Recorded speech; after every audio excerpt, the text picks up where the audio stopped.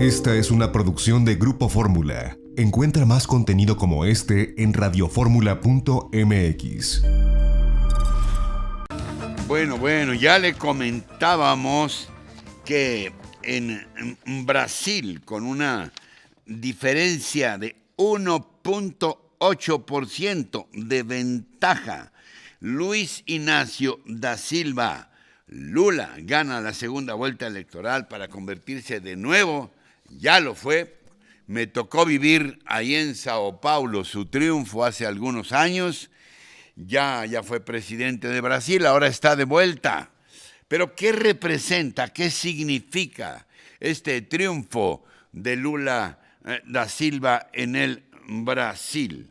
De viva voz, como le anuncié desde muy temprano, y yo agradecidísimo por su esfuerzo para estar con nosotros siempre de manera tan generosa y tan brillante, Stephanie Enaro, una reconocida internacionalista y especialista en temas de geopolítica y geoestrategia. Stephanie, gracias de verdad por estar con nosotros de nuevo. Hola, ¿qué tal, Ricardo? Muy buenos días. Un saludo para ti y para todo tu auditorio. Sí, Stephanie, ¿qué representa Stephanie Enaro esta vuelta de Lula a la presidencia de Brasil para su país, pero también para el entorno de América Latina y de esta región del mundo? Es muy importante el retorno de Lula da Silva, Ricardo, porque nos habla de la consideración de un bloque de izquierda en la región. Actualmente hay 12 gobiernos de izquierda con características similares que celebran el regreso de Lula da Silva, pero sí hay que dejar claro que aunque Lula haya resucitado, pues Bolsonaro no ha muerto, porque Lula recibe un país con una mayoría conservadora en los gobiernos de los estados. También en la Cámara de Diputados, 1 de cada 5 diputados pertenece al partido de Jair Bolsonaro, y esto nos habla de lo difícil que va a ser para él al principio y de que va a tener que negociar para lograr sus objetivos. Actualmente podríamos hablar de un país absolutamente dividido, ahora sí en el sentido estricto del término, dividido en dos, entre la extrema derecha, y yo no sé si calificarla de extrema izquierda, pero digamos que entre la derecha y la izquierda. ¿Es viable un país así, Stephanie? De alguna manera entendemos en México lo que está viviendo Brasil, porque aquí también estamos polarizados. Lo interesante en el caso de Brasil, y que lo hace poco viable, Ricardo, es que está geográficamente dividido. En el norte se consolida Lula, pero en el sur se consolida Bolsonaro, y lo más importante aquí, que no hay que perder de vista, es que Bolsonaro se consolida en Sao Paulo, que es el centro industrial y económico del país, y esto nos habla que de paradójicamente es la plataforma de lanzamiento de Lula. Yo estuve ahí, te decía. Exacto. Entonces, es un país dividido, es un país polarizado, es un país donde hay que hacer mucho para recuperar la democracia, porque hay sospechas de ambos lados. Del lado de Lula da Silva, el día de las elecciones estaba diciendo que Bolsonaro estaba utilizando sus poderes presidenciales para tapar las carreteras y que la gente no llegara a votar de Lula, y de gente del lado de Bolsonaro piensan que se logró alterar el sistema de votación electrónica.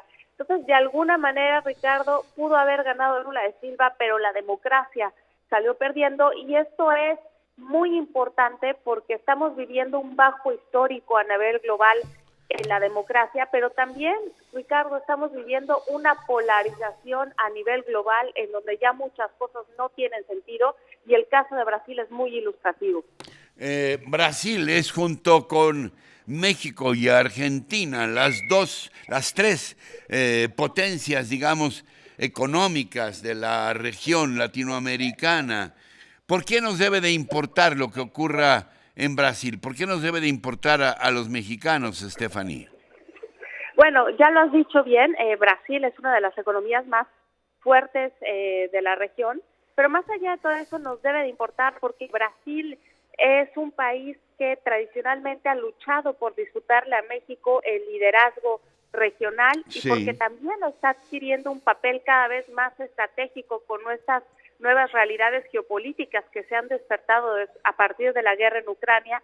Brasil y Argentina podrían convertirse en los graneros del continente, eso los haría muchísimo más estratégicos y también porque Brasil se ha vuelto más importante para China a raíz de esta guerra comercial con Estados Unidos y hay que recordar, Ricardo, que nuestro continente también está dividido entre norte y sur, en donde el norte comercia más con Estados Unidos, pero el sur comercia más con China y este es el caso de Brasil. Sí.